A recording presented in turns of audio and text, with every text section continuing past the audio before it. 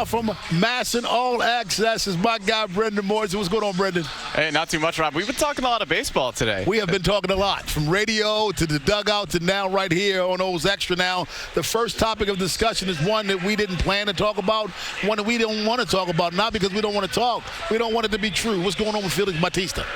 Yeah, just another injury for the Orioles. They now have 15 guys on the injured list, and unfortunately, the latest one is Félix Bautista, who has been looking like his old self over the last month or so. He's got a 1.12 ERA since June 1st.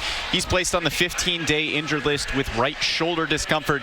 You heard Tony Mansolino talk about it. They had planned to have Bautista in that game last night. They thought he was going to have the 9th inning, and then he calls back to the dugout in the 7th, and the message is, hey, I'm not available and ready to go for the 9th inning of this game, and it turns out that it lands him on the injured list. So just another tough blow for this Orioles team. You talked about it, Rob. Feels like Tony Mansolino is kind of used to this thing at this point. This is just what the Orioles have had to deal with all season, and it's unfortunate for Felix, who was really getting back to his old self over the last month or so. All right, Brendan, what do I need to do? What are they going to do in the 9th inning now? Do I need to stretch?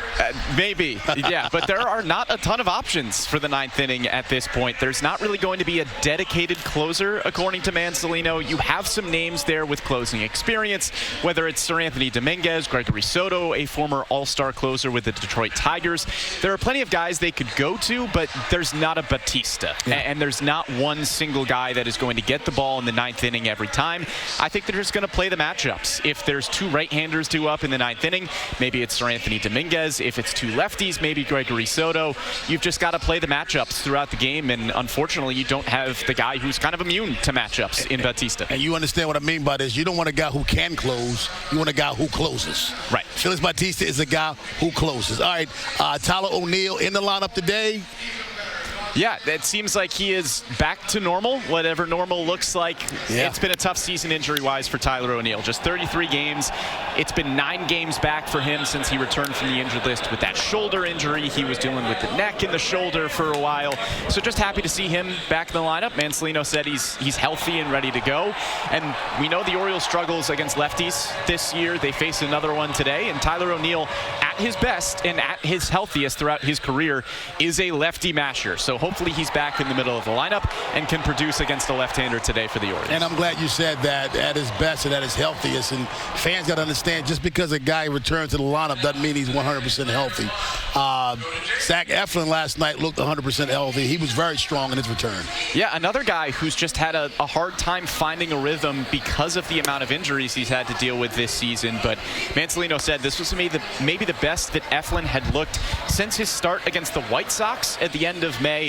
This was a really tough challenge for Eflin last night. Faces a Guardians lineup with 9 guys in the left side of the batter's box with lefties and switch hitters, and lefties had come in with an OPS over 1,000 against Eflin this year. So he comes back yesterday, works east and west, the velocity looks good, and that is the Zach Eflin that we have seen when he's been at his best this season. Now, we don't know, I like to say that rotation is getting stronger, but there's a little thing in the week called the trade deadline. We don't know what's going to happen. But Eflin returns, Bradish looks like he's on a positive track. Looks like this rotation could get healthy eventually. Yeah, there's a lot of things getting better in this rotation and trending up. Zach Eflin being one of those things. Charlie Morton, the guy going today as well. We know what he's been able to do over the last month or two. Dean Kramer has been pitching a lot better, and you mentioned Kyle Bradish coming back too. Obviously, the trade deadline in a week could change some things in the starting rotation, but Eflin coming back yesterday, the priority for the Orioles is to win every game. You don't know what is going to happen at the deadline. We know there are guys on expiring deals that could get moved, but the priority for Zach Eflin, the priority for this team is to just win as many games as possible, and Eflin gave you the opportunity to do that yesterday. Yeah, you know, last night here at Progressive Field was the Superman theme. I'm going to go Batman theme. The Boy Wonder, Robin, because that's what Jackson Holliday is starting to look like, the Boy Wonder. Yeah, he's been outstanding, and it's funny, the hype with him last year was so huge that when he starts the year slow, there were a lot of down thoughts about him, right? But this is a kid that's just still 21 years old, and now he leads the team in home runs with 14. And it is amazing to think about, given the struggles that he had last season and where he is right now. His batting average has improved by about 70 points. The slugging percentage has improved by about 110. He's using the middle of the field more. He has been aggressive. We've talked about him swinging a lot on first pitch strikes this year. Everything is trending up for Jackson Holliday, and this is really just the tip of the iceberg for this guy. We know what his potential is as the former top prospect in the game. Yeah, 14 homers and leading the club in that category is great, but he's only going to get better. You know, he didn't just land here. He was raised. Yeah. His dad was a major leaguer. He spent a lot of time in this. So you had to think that anybody could fight their way through what he went through last year. He had to be one of the top candidates to do it. Yeah, he flew through the minor leagues for a reason. He was the #1 prospect in the game for a reason. And it is natural for somebody, especially at that age, to struggle in their first time in the major leagues. And now that he has a full season, getting consistent at bats at the top of the lineup, we're seeing the results of that. And this is the player he was always going to turn into. I think if you had doubts last year about what Jackson Holliday could do, you were just judging him way too quickly. Yeah.